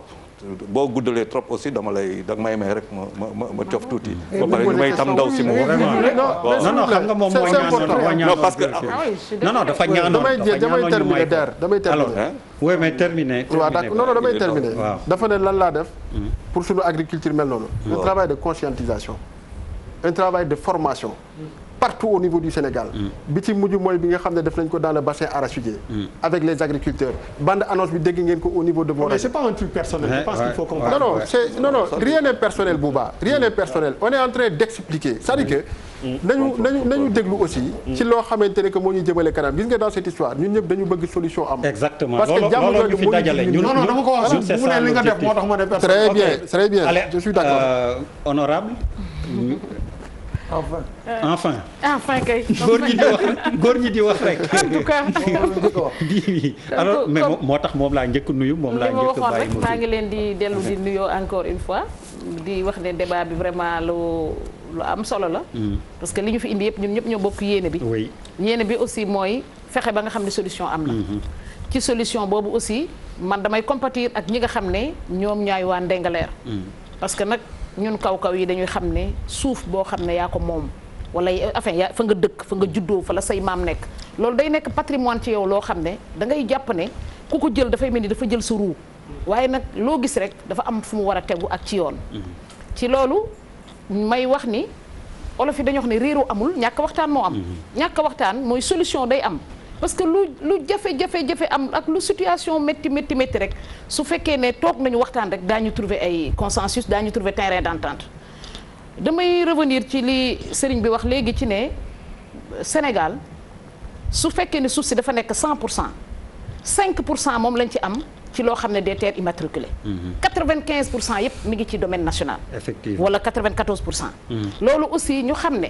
domaine national aussi ñi ko seq mooy collectivité locale ak acte 3 de la décentralisation bi mu ñëwee collectivité locale dafa am doole ci suuf bi ko ñaareel population ba nga xam ne ñoo dëkk ci dëkk ba l'État vient en 3e position noonu la war a demee te noonu la demee donc ci loolu su fekkee ne ñun dañoo jàpp ne comme man damay joxe exemple ci man rek dëkk ba ma dëkk sama suufu maam la ba ma juddoogul ba tey suuf saa nga mel noonu mais pour dëkk boo xam ne xalaat nañ ne tey dëkk bi dafa war a avancer on est au 21e siècle dëkk bi dafa war a dem suuf soosu ndax dañ ko war a bàyyi rek mu tëdd nga xam ne tey kenn du ko exploiter kenn du ci liggéey xam naa defe naa loolu moom yanuwul maanaam li anglais jox meegul sens donc li nga xam ne nag tey li ci war a nekk itam buñ koy def it nañ ko def ci ay normes yu leer buñ ko defee ci norme lu leer mooy li ngeen waxoon sànq ki bëgg fu mu fanaan ak ki wut ku koy wéttali te jël buntu waru leen boole loolu nag buñ koy def mooy dañuy jël waxtaane ko ba mu yaatu waxtaane boobu mooy producteur xaw ma ku mu mën a doon lu mu bëgg a def ci dëkk ba waaye ndax bu ko defee ci dëkk ba dana am avantage yoo xam ne dana am ay impact yoo xam ne dina ñëw wadd ci ndoddu askan wi loolu itam lu jar a bàyyi xel ñu gis ci seen bopp loolu ñu gis ci seen bopp mooy cahier de charge bi waaw loolu buñ ci gisee seen bopp damaa jàpp ne li nga xam ne tey buñ ci waxtaanoon ba ne ko yéen de da ngeen daan bay 3 mois par ci at mi 3 mois yooyu bu ngeen ci bayee da ngeen am arène yoo xam ne da ngeen koy def ci seen grenier yi dina nga mu fajal leen loo xam ne plus de 11 mois wala plus de 9 mois waaw léegi bu ñu fi defee nag production boo xam ne sa koo mën a am dana ci liggéey te lu mu néew dina am salaire u nangam waa dëkk bi daañu ci liggéey électricité dina fa am ndox dina fa am man damay defee ne loola mënu koo nit ñi mënuñu koo ñàkk bañ a bëgg parce que nit ku ne da ngay bëgg sa intérêt kon damay wax ne encore une fois réeroo amul ñàkk waxtaan mooy am te gis naa ne suñu waxtaanee rek dinañ trouver consensus ndeng leer nag li indi problème bi en plus li ma fi réeroo bi njëkk a amee mooy li ma leen wax léegi acte 3 de la décentralisation muy nekk loo xam ne dafa wër àdduna ni mu wëree àdduna mooy su nit ki maire bi bu demee wax ak bureau municipal am génn ci conseil municipal am indi délibération boo xam ne su ko indee ay la yéwén bu la joxee délibération bi jox na la loo xam ne mën nga cee sukkandiku waaye ni ñu ko waxee rek 2 ans boo ko exploité wul am nañ droit retiré waat ko léegi nag loolu nga xam ne tey pour usage d'habitation waaw 4 ans pour le cas d'espèce léegi soo jëlee loolu tey ki yor délibération suy dem ba bëgg caa samp dara wala mu bëgg caa def dara mën na koo def bàyyi nañ leen waxante dëgg comme doon yow a di yow surtout boo ci bëggee def ay soo ci bëggee liggéey bu la neexee nga ne dama koy def bàyyi bàyyi boobu aussi bu demee ba ci biir nga ne da nga koy def titre foncier waaye man li ma ci ñor te intéressé ma muy li nga xam ne l'État gère les intérêts de la population État dafay gérer les intérêts de la population État du am parparloo du am kii du am kaa donc lii nag nga xam ne tey man je donne le cas d'un exemple boo xam ne son excellence le président Macky Sall yéene ji mu am ci population ak yërmande ji mu am ci population lii moom bokk na ci li nga xam ne acteur principal boo xam ne day fexe lii ñu trouver consensus fexe kenn du lor moroomam fexe sëllu wi du dee sëllu wi du yooy du li ma wax giir gu du ñàkk te itam li nga xam ne li nga xam ne mooy final bi mooy nag wi du dee ñoom ñëpp kenn ku ci ne da ciy gérer. wolof yi nga làkk. du wolofu naar de kenn ku ci ne da nga koy gérer. ci ni nga ko mën a ni nga xalaatee ni noonu lañ koy defee pour juboo am. li nga xam ne daal man xam naa ko te muy lu leer mooy État dafay accompagner ñun nag dañuy sant yàlla. sant yàlla bi mooy am nañ expérience loo xam ne je parle sous le contrôle de Bouba Ndour. j'étais aux États-Unis xam na la fa xew. président dafa réaliser rêve am. mooy dafa xalaat ne li ngeen wax agriculture parce que bi muy wut baatu askan wi dafa ñëw ci lu mel ni diaspora ba muy ñëw ku mel ne man Amérique la ma fekk am na jour boo xam ne je me rappelle dañoo dawale oto Chicago ba Columbus muy xool paysage bi ni mu mel di yéene ne buñ ko dénkee réew mi kon loolu moo tax nag am na ku ko wax léegi koo xam ne ànduma ci mooy l'agriculture est le premier levier de l'émergence ci la war a nekk parce que ñun agriculture la ñu xam ci loolu la ñu war a dund loolu moo tax nag son excellence président de la république di encourager agriculture léegi waxtaan wi nag bu ñu ko bëggee def dañuy woowaa Ndingler woowaa Jilaax woowaa Njagañaaw parce que erreur bi fi mu amee ci ñàkk communication bi rek moo jàlloon foncier nag moom ku ne xam na ni ba Sénégal ba tey ci foncier lañ ne foncier moom lu ñu donn la ci àddina bi foncier moom fit la joo xam ne la ku ko mën a arrêté itam nga arrêté ko mooy li nga xam ne mooy li mën a nekk li nga xam ne moom la ñuy ñaan ngeen régler problème yi waaw mais nag man de li ngay wax nii au niveau du conseil économique social gi nga xam ne fa laa ne dinaa ci bay sama wàll à partir de lundi incha allah commission boo xam ne lii ñun dinañ ci dox ay tànki jàmm ba nga xam ne te xalaat nañ te rafet nañ jort ne incha allah suñ ko defee daañu trouver un consensus. madame tànki jàmm mais buy régler définitivement le problème mais xam nga voilà ni Papis di wax c'est pas dit dañuy déplacer le problème am jàmm histoire amul pour tey c'est fini. demain le problème va se reposer. waaw mais xam nga nag demain yaa ngi wax waxu futur. xam nga demee lii xew demee tey pour xam ko wax yu boobu pour xam ko yombul mais li ñu xam non kay xaaral ma xaaral ma joxe réponse après kon ne waaw mais là on a une justice on a des lois dans ce pays waaw que la justice ne tranche affaire de justice rek mais je pense non mais je pense que bu ñu taxawee ci wàllum justice kese dañuy juum moom lay wax ni pour man dafa am dara lu am solo mooy tax ñu am toujours nag pour man problème dans une vie il faut un arbitrage ni dañuy arbitrer quand il y a des conflits il faut arbitrer c'est pas tempérer c'est arbitrer de façon définitive kii xam fii la nekk loolu mooy dëgg il faut que le Sénégal waaw mais Papis mënoo tamit nit di wax nga coupé ko récupérer parole bi mooy deuxième fois may wax non benn yoon laa wax ba bële da nga ma dagg kañ bàyyi ma eggali borom da nga ma dagg voilà non dëgg la bu daggaat temps yi def lii la jël wala bul fàtte ndiir bi de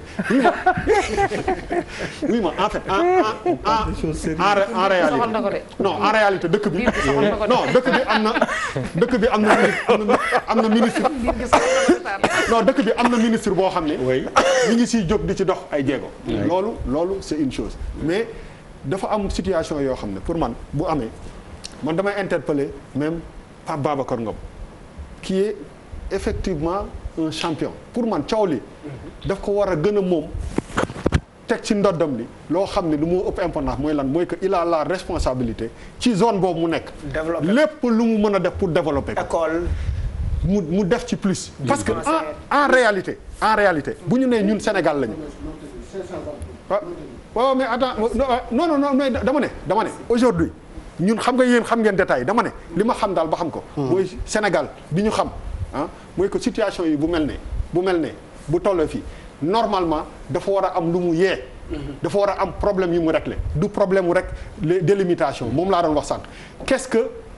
Pape Babacar Ngom lan la pare pour def pour que localité yooyu sédiment sax laay wax parce qu'il faut pas personnaliser sédiment lan la mën a def ci localité yooyu ba nga xam ne fii ak 10 ans dañu naan ndeke ne de coow li fi amoon lii la fi indi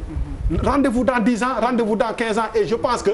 il faut pas aussi ñu am benn dans les pays yu développés yi mais ñiy baykat yi ñoo ëpp xaalis foofu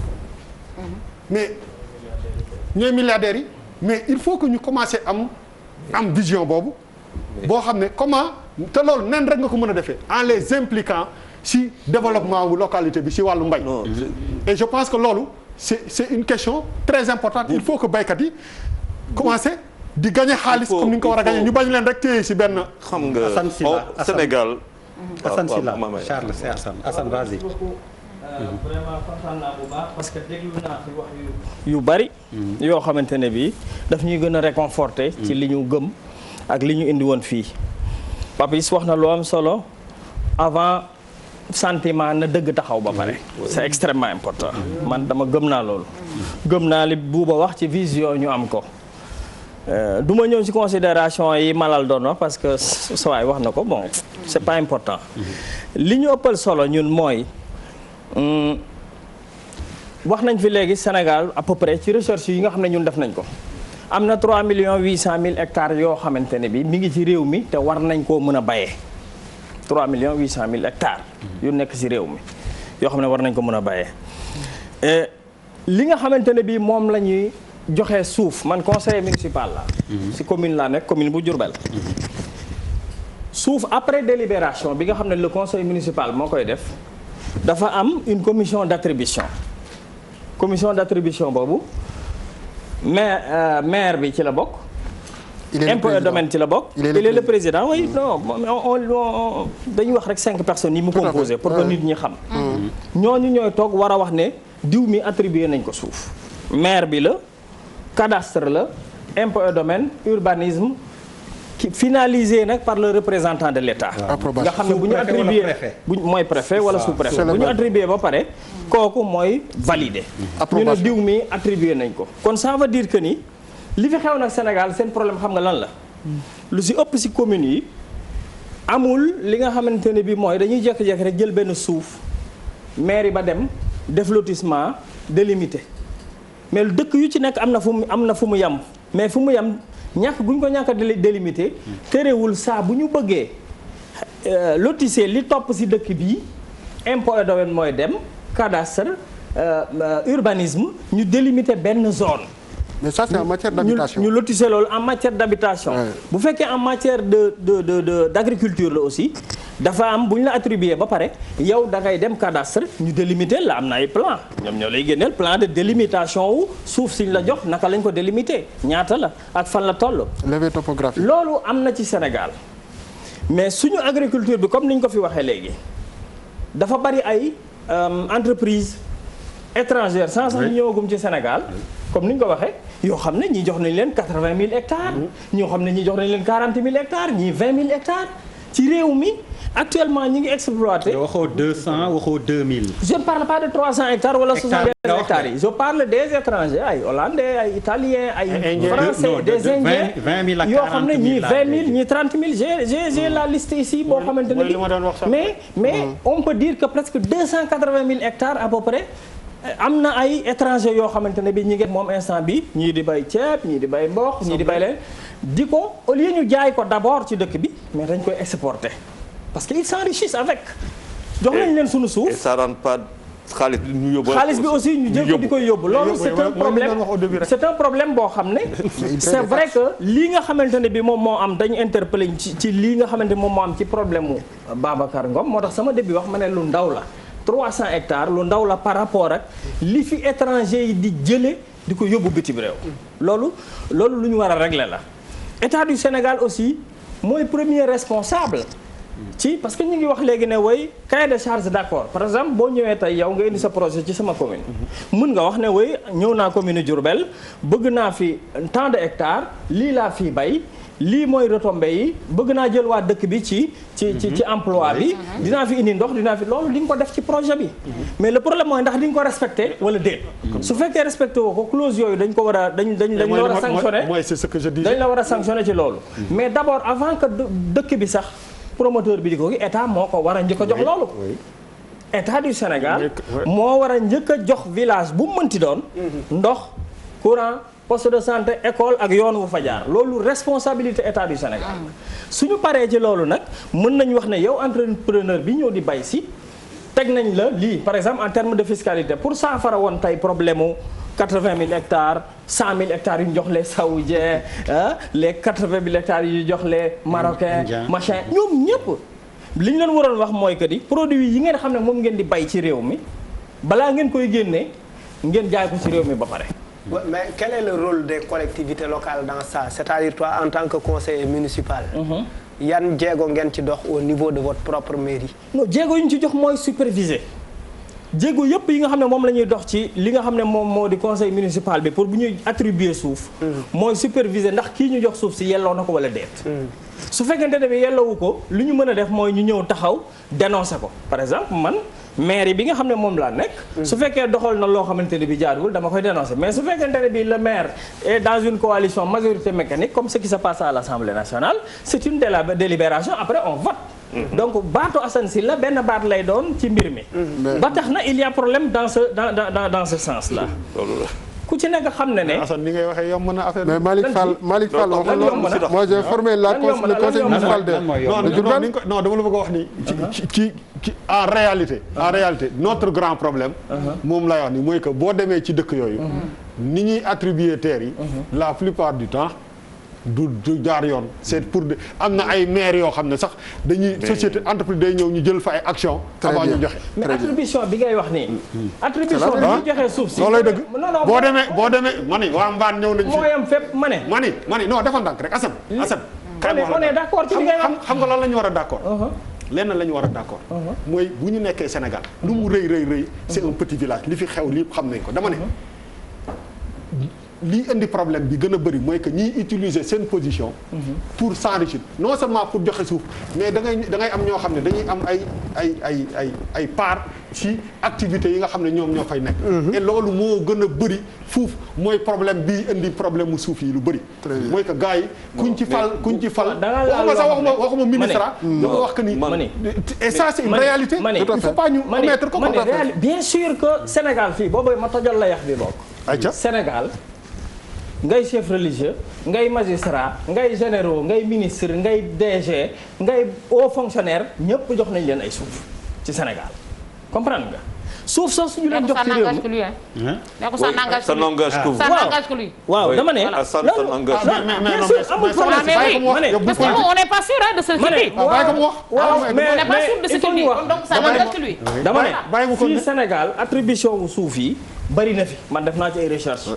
ñi ñu fi jox suuf ci Sénégal fii bëri na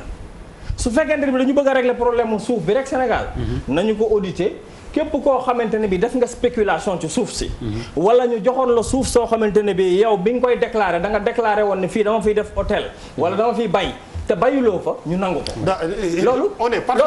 loolu mooy li may wax loolu nag ñëpp moo tax ma ne la li fi am ñun ñëpp xam nañ ko ci suufu Sénégal maintenant qu'est-ce qu'il faut faire pour que ñu développer très rapidement pour développer suuf si ci Sénégal producteurs yu mel ni yu nekk ci dëkk bi il faut que ñu dooleel leen non seulement dinañ dooleel waa àll bi parce que bu ci nekk wax nañ ko fii léegi fas ak mbaam bayatul léegi bayatul lu ñuy dundee il faut que ñu waxante dëgg comme fas ak mbaam bayatul lu ñuy dundee il faut que ñu développer non seulement waa àll bi ci formation ak jox leen ay matériels yu ñu liggéeyee pour yokk seen koom-koom mais aussi agro business bi nañ ko développer pour que Sénégal mën a am loo xam ne dinañ ci mën a dund. li ngay wax moom c'est l'idéal mais exactement mais c'est ça léegi nag lii nga xam ne dañ ko laal léegi lii nga xam ne dafa am fii ci affaire bu Babacar Ngom man li ma ci intéressé rek mooy pour terminer mooy les champions nationaux man dama gëm ne dañ leen war a dimbale ngir ñoom ñooy créer emploi nit ki su fekkee da nga yor plus de 3000 emplois teg un autre projet boo xam ne mën na la jural dans le futur 1000 emplois ou bien 1500 emplois te nga wane say preuve je ne parle pas d'une personne ou bien d'un ministre ou bien de quelqu'un bu ñu jël suuf noonu jox la ko rek nga tabax ci say kër mais nga wane preuve que ne yow développé nga ci réew mi war nañ la jox suuf gën la dooleel ngir nga yor. Assane on est d'accord Assane on est d'accord xam nga la démarche. loolu tax moi je vous trouve je sais pas ça peut être pour quelqu'un boo xam ne y a une posture civile je vous trouve un peu tendancieux dafa am loo xamante ni c'est une société. Charles nee na da nga far. waaw non je trouve. oui société civile. il a le droit. il a le droit. faruma non. voilà mais dama bëgg ne. c'est dangereux c'est une affirmation gratuite non. faruma non. non waaw d'accord. c'est votre droit le plus absolu. voilà je vous crois aussi mais bu waxee noonu aussi. non je dis je trouve. je peux me tromper. ça n'engage que vous. bien sûr si quand je dis comme li si laa wax léegi ça l'engage naan jox nañ diw ak diw ça l'engage. mais li si laa wax c'est pas faux de. mooy dëgg. li si laa wax. waaw mais li ma wax rek par parallélisme ça l'engage. parce que tamit on n'habite pas Burkina Faso on est des Sénégalais. loo xam ne boo ci am boo ma indilul preuve. mënu ma nangu ne li nga wax am na. man laa wax de. man li ma wax de Charles. soo ma indilul preuve mënu ma nangu ne li nga wax am na. wax ma wan ma preuve. xaaral général bi lañ jox wala nga ne ministre bi lañ jox. ma nangu. mais soo ma waxee rek ma nangu ah. non xëy li nga nekk États-Unis moo tax mais dëkk bi fii taxawal ñu indil la preuve man lu may wax rek preuve la bu bëggee ñu indil ko preuve léegi man lu may wax rek preuve la man recherche rek laay lépp lu ma wax ñu fu ma ko teg man Charles même 2 secondes man damay xool comment ñun dañuy déplacer affaire yi man société anonyme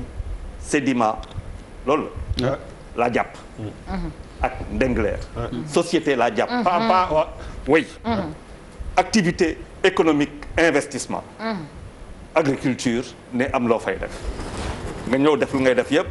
këyit yi te comme Assane mu ko waxee ça se passe exactement comme ça ñu dem ba si biir coow am lu waral coow ga ñu ne affaire suuf la bu ñu xoolee bu baax dañuy toog rek expliquer délimitation mënuñu ko si wax on ne peut pas nous dire délimitation physique bi déjà ça me pose un problème mooy problème bu nga posé beneen affaire boo xamante ne xalaatuma si som bopp société sénégalaise boo xamante ne peut-être mën na am tam ay partenaires mais société sénégalaise di liggéey Sénégal mu dugg si biir PIB dugg si biir suñu PNB Sénégal te loolu la ñu soxla ci Covid bi war nañu ko ñu lay indil yeneen affaire gis nga on a raté avec Mamadou Dia la circulaire 32 032 dañ ko raté ak Mamadou Dia mooy l'affaire des coopératives ba tey on en souffre tey ñu am loo xamante ne moom mooy process bu bees moom la ñuy gis mooy que suñuy homme d'affaires yi te on n'en a pas nombreux